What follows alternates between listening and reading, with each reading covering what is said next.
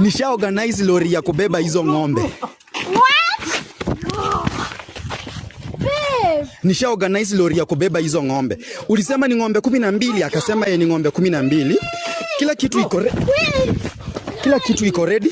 Na ujue tumelipisha only for Saturday. Only for Friday. Gosh. Ikifika Saturday jua mtalipa double the amount of the money of which itakuwa 10k. Hebu nisome.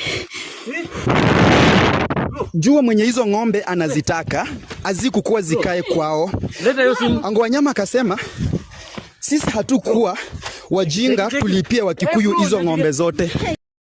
Guys, welcome back to Demo in our official channel. Consider to subscribe, like, comment and share. Don't forget to turn on your notification bell to be the first person to watch my videos once I upload them. So guys, today we want to talk about something else.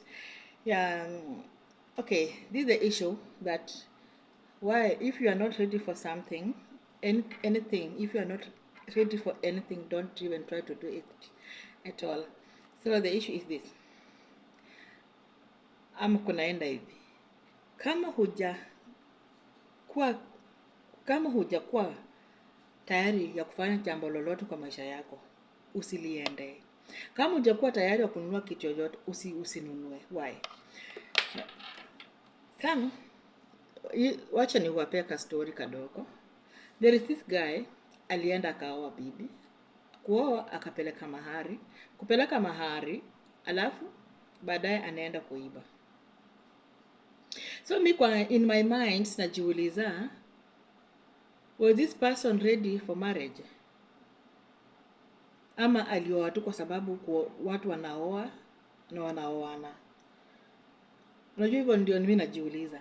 Kwa sababu kama uko tayari kuoa, you should be ready for the expenses. Kwa sababu ukitaka kuoa, si lazima unajua inafaa ulipe mahari. Anyway, kuna wale watu wanaoa na hawana mahari.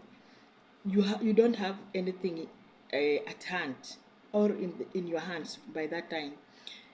Unaenda unaongelesha wazazi wa msichana. Unapewa msichana, wanakubali. Inategemea na kuongea kwako vile umeongea. Kama unataka kufanya hata harusi, unafanya harusi. You do the wedding, unafanya kila kitu, mnahalalisha kila kitu. Alafu by the end of the day, marriage ina go through. Then wewe unafanya yani kila kitu unaitishwa. In fact unafanya mpaka extra things that yani to please those people, to please the side of the bride, to please them. Yani unafanya vitu zingine extra. Yani watu waone kama wewe ni mtu mwenye uko na kitu. Alafu baadaye kinakuramba. Baadaye unaenda kuiba. Okay, kuna wale inawaramba lakini wanakufa na mashida zao. Because the only thing alikuwa anataka maisha yake, bora tu ndoa yake imehalalishwa, anaenda zake, wanaendelea na maisha, wanaendelea kustruggle. Kama ni madeni wamekopa, wanaanza kulipa mdogo. Kuna ndoa ya kukopa unalipa mdogo. Kishakopa mahari unalipia msichana wako, unaanza kulipa mdogo. Okay. Hii ni kitu kingine yenye mimi huwa nasema. Kama hujakuwa tayari kufanya kitu hivyo, ndio nimeanza mapema. Kwa sababu kuna sheria zingine ama kabila zingine ama tribes zingine ziko na sheria. Tuko na vimila. Labda wamesema huyu msichana wetu hawezi toka na kiwango ya hii mahari. Kama hujaridhika, don't force kwa huyo msichana. Labda is one way for you kuachana huyo msichana na upate msichana mwingine mwenye atatoshea majukumu yako. Yani ile mkono yako mahali wanasema mkono ujikuna mahali nafikia. Huwezi jifinyilia mkono wako ifike mahali haiwezi fikia, tunataka kujikuna pale. That is the problem that facing the generation of nowadays. this young me most nasema tu young generation ama yani, kwa sababu wanahitaji vitu kubwa kubwa ambazo hata hao wenyewe hawezi waka afford, so wanachukua the shortcut way kuzipata. That's why kama huyu mwanamume, the story that I've told you, mwanaume ametoa mahari alafu anaenda naiba.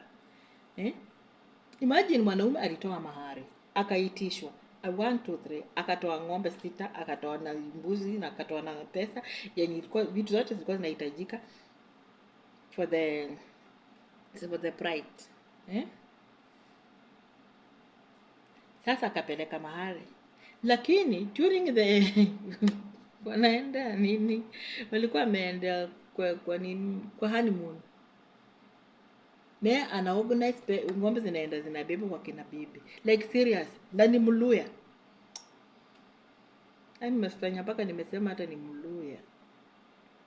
Imagine ng'ombe zitoke huko sijui ni wapi, okay, ziende kwa Wakikuyu, zikuje zibebe mpaka Western, zinaenda tena zinauzwa. Hata kama ulikopa hizo unajua kuna kitu nafikiria ni kama alikopa hizo ng'ombe, so alikuwa anataka arudishe. Kwani si nowadays kuna ng'ombe za kuhaya, alafu unahaya ng'ombe, alafu ukisha haya unaenda kulipa mahari, you can just go and pick them back, alafu unarudisha mtu mwenye ulikuwa umekopa kwake. Nowadays kuna mahali kama hapa. Kama kuna hapa, hata mwambie watu wengi wanaumia huko nje, basi waende wakakope huko, wakaenda wakalipe mahari. Wengine hawajalipa mahari, wanaweza kopa huko alafu andikishana tu wamelipa mahari, alafu they can go back to collect the what, I don't know, tell me. Okay, that's not the problem. The problem is ni kuwaeleza tu kama mtu mila. Kama hujaelewa mila ya watu, usithubutu kuingilia. Kwa sababu ninasisitiza kwa mila, kwa sababu watu wengi sasa siku hizi wanaumia kwa sababu hizo mila. Wameziachilia kabisa. Na wanasikianga tu mwacha mila ni mtumwa. Basi mimi nasisitiza tu kabisa, kwa sababu how can you take something, ama hata umenipea nguo, kesho nakuja unaiba. Mbona ukanipea? Na sio ati nguo umenipea bure. It was a nguo exchanged with another thing. Zilikuwa ni ng'ombe in exchange of the wife. Na wewe wife atakuzalia. The same person una expect uzae mtoto msichana, aoleke, wamtolee mahari, ujisikize wewe ni mwanaume, ulizaa msichana. Like serious. Guys, mniambie tu ukweli. Mtu wewe umetoa mahari, wewe mwanaume tu, mwanaume na akili yote ya akili tu yote, umetoa mahari, unaenda, unarudi, unaiba usiku, zinaenda. Okay, haijajulikana. Tuseme basi wewe ni mjanja, wewe ni mkora, haijajulikana. Zimeenda hivyo, umeishi na huyo mwanamke kwa msichana wenyewe wa bure, kozi. Wewe ni bure. Umeiba msichana wenyewe bure. In the name of ulitoa mahari, but baadaye ukaenda ukaiba. Alafu umezaa msichana.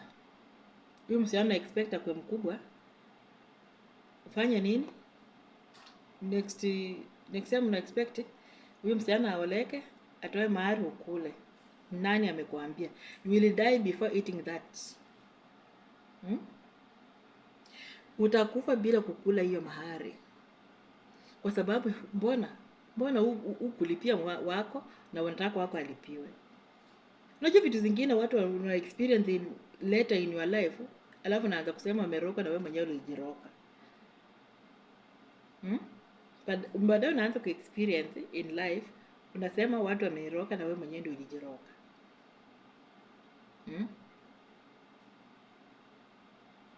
That's not good at all. It's not good at all. Hata kama kuna kabila imekubo kwa maisha yako, never do that. Kuna kitu kingine unaweza fanya lakini usifanye hivyo. Mahari haibiwangwi. Ni laana, umelaaniwa. Mahari haibiwangwi. Hasa in case ukuwa unatembea kwa barabara huko na hizo ng'ombe upatikane nazo, because I'm very much sure that wakati ulienda uliandikisha kwamba umenunua hizi ng'ombe zinatoka sehemu fulani zinaenda sehemu fulani. Assistant chief or your chief aliandika barua, akaandikia to the chief area mahali ulikuwa unapeleka ng'ombe, the chief area, na akaandika ingine ya kusema I've received ng'ombe kama hizi na hizi na hizi, anaandikanga paka nakala. Hao watu wenye umeibia waende waandikishe na watafute ng'ombe the same ng'ombe zenye umeiba. Wakishaenda kuandikia the same ng'ombe zenye umeiba, alafu patikane uko nazo na wewe ulisema utoa mahari. Are you normal? Wewe uko normal? Wewe ni mfano wa mtu, hata wewe si mfano wa mtu, hatuwezi kulinganisha na mfano wa mtu. You are just an animal. Hata wewe zinafaa tu uende ufungwe tu msituni wewe, kwa watu wakujanga tu. Yaani ukue tu, siwezi sema tuende ufugwe, ukuje kuochiwa like a wild animal, uende msituni to be hunted or wanted because you are not a normal, you are not even a person. You are not supposed to stay with people. You are supposed to stay with wild animals. Yeah. Hiyo ni unyama. Adding on that one, mnaenda mnachukua mtoto wenu mnaficha mpaka hata mtoto. Na anasema yani mama ya mtoto mpaka hata mnamtoa tena kwa mtoto. Na mtoto mwenye bibi amjalipia mahari, mtoto mwenye mtu Waluya mnajua tu vizuri hizo sheria, mpaka mtoto ulipia mahari ndio akue mtoto wako. Jalipia mtoto na unaficha. Nyinyi watu wengine mnakaa tu mangoto. Sijui hata mnatakanga nini. Na vitu vingine mnavukanga mpaka tu mnavuka tu mpaka. Na vitu vingine hata make sense. Hata ukifikiria hata make sense for sure. Anyway, that's the life that you chose. Na nyinyi ladies, before I say that, ladies, before sisi tuingilie kati ya maisha, unajua most ladies tumekuwa materialistic. Tukiona mtu mwenye amekuja hata akiwa empty handed, tunamdharau. Nataka kufuata mtu mwenye akona pesa, anajionyesha, huyu mtu anajionyesha akona pesa. Mostly wacha tu nimuibie siri. Hao watu wanakuja wanajionyesha akona pesa, they have nothing. Hao watu wanakuja na kubebata na gari kubwa, they have nothing. Utapata hiyo gari hata si yao. Huyu mtu anataka akutreat vizuri before you enter the relationship, has nothing. Has completely nothing. Ingia kwa hii relationship ndio utaanza kujikula mpaka vidole. Ukiwa materialistic ndio tunaenda huko tunapata na watu kama hawa. Mtu anayekuja analipa okay, unamwambia mimi na mahari yangu nataka kwa 1 2 3, anakubali. Anakuja analipa mahari, anaiba. Unaona? Okay, mwingine anakuja analipa tu mahari. Vizuri, hata wazazi wako wanajivunia hiyo mahari watatumia. But utaenda huko wewe ndio utakaramikia. This person unaweza hata potea. Nowadays watu wamechukua viungo za watu, zimekuwa ndio wanaanza kutumia kujilipisha kwa pesa yao. Unaona? Wachana huyu mtu mwenye hata apageni wazazi wakisema I want to what this and this, wanakubali haraka. Hao watu siku hizo wamekuwa maharamia. Choose carefully. Choose. Uanze kujua mtu wako anafanya kazi gani ndio uanze kusema my man is rich. That riches itakutokezea siku moja kwa pua. Utalia mama. Hakuna mtu atakuja kusaidia. Because wewe ulikuwa materialistic. Utapata hata kama mtu ulikuwa na dharau that this person has nothing. Utapata kumbe yeye alikuwa genuinely in love. Genuinely is rich. Yaani ako na vitu zenye amebarikiwa na Mungu na kwa jasho lake mwenyewe. So, it's up to you ladies to choose. If you choose to be materialistic, then you will end up to lose your life. Ama mpata na watu kama hao wenye wanaenda wanaleta mahari na wanaiba.